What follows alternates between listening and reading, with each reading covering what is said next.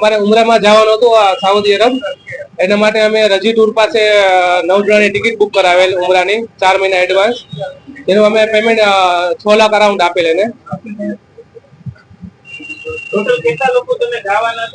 Total અમારું આખું group જે ટોટલ 217 જણા આસપાસ હતું, જેમાં 3 ટૂર હતા. 3 ફ્લાઇટ હતી રજી ટૂર્સની, 4 વાગ્યાની, 7 વાગ્યાની અને 12 વાગ્યાની, જેમાં અમારી 12 વાગ્યાની ફ્લાઇટ હતી.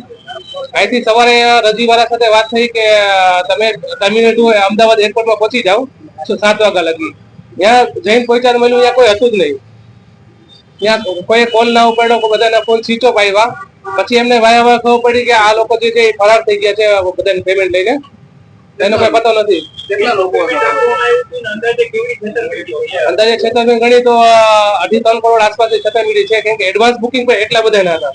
આ તો 3 ટૂર અમારી હતી, પણ એના સિવાય એડવાન્સ બુકિંગ જે લાલચ આપેલી હતી બધાને ડિસ્કાઉન્ટની 5 જાન્યુઆરી લગી ડિસ્કાઉન્ટ આપેલ હતું.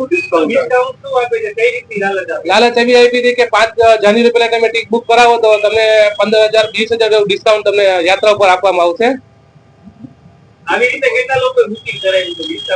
ડિસ્કાઉન્ટ એનો કોઈ આઈડિયા નથી, કેમ કે અમારી જે ટૂરમાં આવ્યા હતા એમને આઈડિયા પડ્યો કે આટલા લોકો છે, પણ જે એડવાન્સ બુકિંગ વાળા હતા, કેમ કે ઉમરાનું પેકેજ 4-3 મહિના અગાઉ બુકિંગ થતું હોય છે, ઇન્સ્ટન્ટ હોતું નથી. રાજકોટ થી હતા, ટંકારા થી હતા, જેતપુર, ગોંડલ, મોરબી. બી ડિવિઝનમાં અમે ફરિયાદ નોંધાવેલ છે. આ પેકેજ કેટલાનું હતું અને ડિસ્કાઉન્ટ કેટલાનું હતું? મૂળ રકમ કેટલી હોય છે અને ડિસ્કાઉન્ટ અમે જે કરાવ્યું તમે તો ફૂલ પેકેજમાં જ કરાવ્યું હતું, આમાં કોઈ ડિસ્કાઉન્ટ નહોતું. આ લોકોને ભાગવાનો પ્લાન એવો છે 4 જાન્યુઆરી બધું સ્કેમ નો પ્લાન હશે, તો તે માટે 4 જાન્યુઆરી એન્ડ આપીને ત્યાં નવી સ્કીમ બહાર પાડેલ. ત્યારે આ પેકેજ જે થતું હોય છે કેટલા રૂપિયાનું? આ પેકેજ અલગ અલગ પ્રાઇસ મળે છે. 60,000 થી લઈને 1,30,000 લગીનો આમાં બધા ઇન્ક્લુડ હતા. 200 જણામાંથી ઘણાને કોઈ 2 કન્ટ્રી હતી, ઘણાને 1 ખાલી સાઉદી અરેબિયા હતું, મક્કા મદીના. રાજકોટ શહેરના બી ડિવિઝન પોલીસ સ્ટેશનમાં તારીખ 6/1ના રોજ સમીરભાઈ રજાકભાઈ મુલતાની નાઓ એક ફરિયાદ આપેલી છે. જે ફરિયાદની અંદર તેમને રૂબરૂમાં આવીને જણાવેલ છે કે અફજલભાઈ અલ્લારખા રૂમી તથા ફિરોઝભાઈ અબુભાઈ જાફાઈ, જેઓ ટૂર્સ એન્ડ ટ્રાવેલ્સનું કામ કરતા હોય અને તેઓએ રજવી ટૂર્સ એન્ડ ટ્રાવેલ્સ નામની એક ઓફિસ ખોલેલી હોય, જેના મારફતે આ લોકો મુસ્લિમ સમાજના લોકોને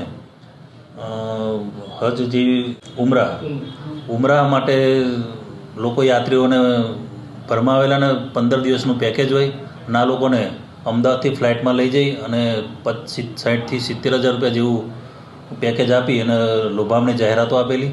જે આધારે આશરે 19 જેટલા યાત્રીઓ એમની પાસે બુક કરાવી અને તારીખ 4/1ના રોજ અમદાવાદ એરપોર્ટ ખાતે પહોંચેલા. જ્યારે અમદાવાદ એરપોર્ટ ખાતે પહોંચેલા ત્યારે ત્યાં જઈને એમને જાણ થયેલી કે અમારી સાથે છેતરપિંડી થયેલાનું જણાઈ આવે છે, જેથી તેઓને ફોન કરતાં તેઓના ફોન સ્વિચ ઓફ આવેલા આરોપીઓના, અને તેમને મદદમાં બિસ્મિલ્લાબેન સિરાજભાઈ જાબરી નાઓ પણ છે, જેઓ એજન્ટનું કામ કરતા હતા.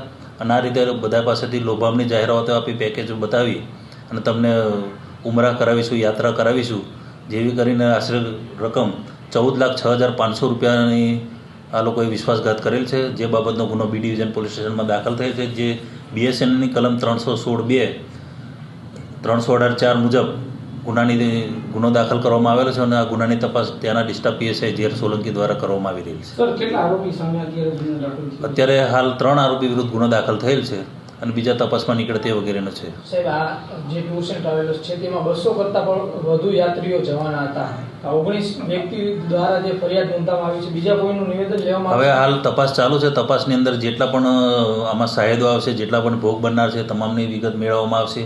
આ સિવાય બીજા કેટલા ભોગ બનેલ છે તેની પણ વિગત મેળવવામાં આવશે અને શાહેદો કેટલા છે અને કેટલા લોકો સાથે છેતરપિંડી થઈ છે તેની વિગતવારની તપાસ કરવામાં આવશે.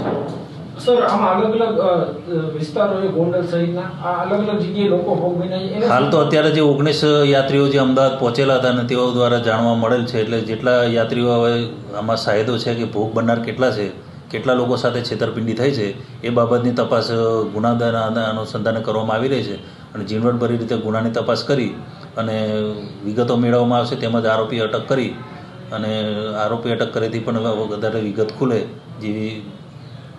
આ ટ્રાવેલ્સના સંચાલક પાસે કોઈ પરમિશન હતી, તેની પાસે કોઈ? હા, હવે હાલ તો એ લોકો પોતાની જે ટૂર્સ એન્ડ ટ્રાવેલ્સની ઓફિસ છે તેમના મોબાઈલો છે સદંતર બંધ કરીને બધું ફરાર થઈ ગયેલ છે હવે એ લોકોને ધરપકડ થઈ હતી, એ લોકોએ કેટલા સમયથી આ કરી રહ્યા છે તે બાબતની ઊંડાણપૂર્વક તપાસ કરવામાં આવશે.